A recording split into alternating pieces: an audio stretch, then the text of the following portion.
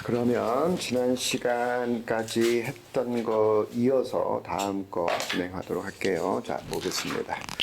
오늘은 뭐에 대한 이야기를 할 거냐면, 자, 보세요. 오늘은 분사 구문에 대한 이야기를 할 거예요. 이게 세 번째거든. 이게 세 번째인데, 분사구문이 이제 그 세 번째 역할을 하게 된 이유에 대해서 이제 차근차근히 우리가 풀어가 보도록 할게요. 자, 이름부터 항상 우리가 정리를 하고 갑시다. 분사구가 일단 먼저 눈에 들어와야 돼요. 우리 처음 만나기 전에 내가 너희들에게 이제 하고 전에 영상 하나 보라고 했던 적이 있을 거야. 거기서 이름 붙여주는 그 규칙 하나가 있었지? 그랬니? 시작하는 단어로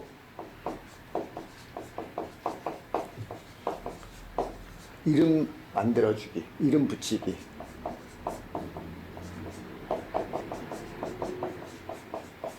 자, 이랬던 거란 말이야. 그래서 대표적인 것들이 많죠. 그게 뭐냐면 전치사로 시작하는 단어나 단어들 이랬잖아. 전치사 뒤에 단어나 또는 단어들. 그러면 이걸 이름에서 자 줄여서 전치사로 시작하는 단어나 단어들 전치사 구 이렇게 얘기를 했던 거고, 또 이 단어나 단어들은 명사의 성질이어야 된다라고 했기 때문에 전치사 뒤에 이 단어나 단어들은 명사나 명사구였기 때문에 이것을 또 우리는 뭐라고 얘기했느냐면 전명구 이렇게 이름을 붙였단 말이죠. 그리고 예를 들어서 자 조금 있다가 이제 이거 하다 보면 나오겠지만 이미 우리가 했던 것들 접속사가 있어. 접속사 뒤에 문장이 나와. 그러면 이거를 우리는 뭐라고 얘기했느냐? 접속사로 시작하는 문장이잖아. 그러면 이거는 접속사 절 이렇게 말을 했던 거고, 또 그런 거 많지. 우리가 관계사가 이렇게 있었잖아. 관계사 다음에 또 뭐가 나오니까 문장이 나오니까 우리는 이거를 관계사로 시작하는 문장이다. 그래서 관계사 절 이렇게 이름을 불러주었단 말이지. 그러면 이런 등등의 이름을 붙여주는 방법이 있었고, 그리고 얘네들을 품사적 성질로 불러주는 경우들이 있었단 말이야. 그러면 얘네들을 우리는 품사적으로는 부사의 성질을 갖는다.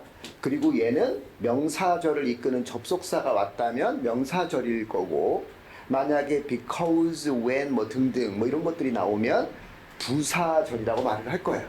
그러니까 그런 것들은 그것대로.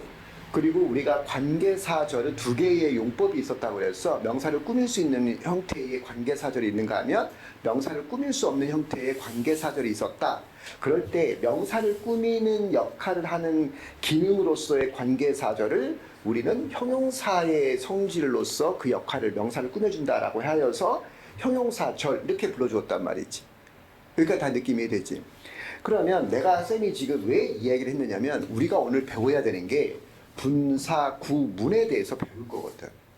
그러면 우리가 이 이름부터 이해를 해야 되는 거잖아. 그래서 이제 이 이름도 이 원리를 그대로 담고 있다라는 거고, 이 이름을 붙여준 건 우리나라 영문학자들의 수고와 노력과 그 뭐랄까 해안? 이건 정말 높이 자 내가 할 수 있는 어떤 뭐 표현을 다 해도 다 할 수 없을 만큼 존경스럽다. 이 모든 원리를 이름을 잘 갖다 붙여준 거에 대해서.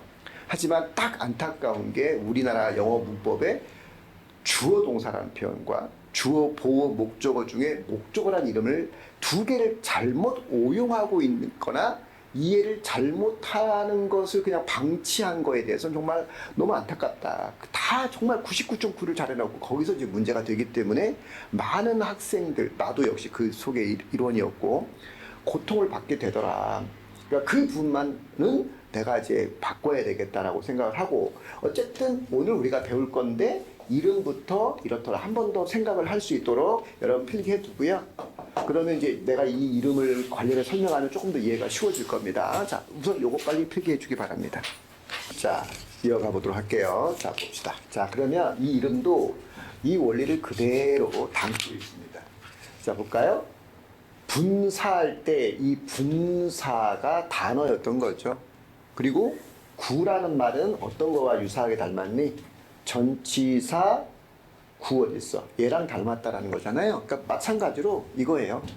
이 말은 분사 뒤에 단어나 단어들 이렇게 모였다라는 이야기가 되는 겁니다. 그래, 모양을 지금 기준으로 시작하는 단어로 여기까지 이름을 붙여준 거예요. 자, 그런데 문제가 생깁니다. 여기에 밑줄이 여기까지만 오면야 분사로 시작하는 단어나 단어들인데 문제는 요 문은 그럼 뭐냐? 할 수 없이 다시 씁니다. 분사 구문.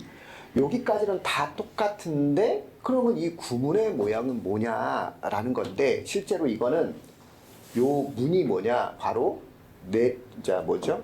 문장이라는 거죠. 그러면 내용은 뭐냐? 분사로 시작하는 단어들, 즉 내용은 분사로 시작하는 단어들의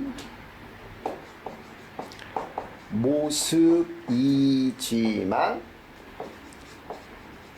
내용은 문장의 역할이다라는 뜻이에요. 그래서 나중에 우리가 분사구와 분사나 분사구와 분사구문을 분리해야 됩니다.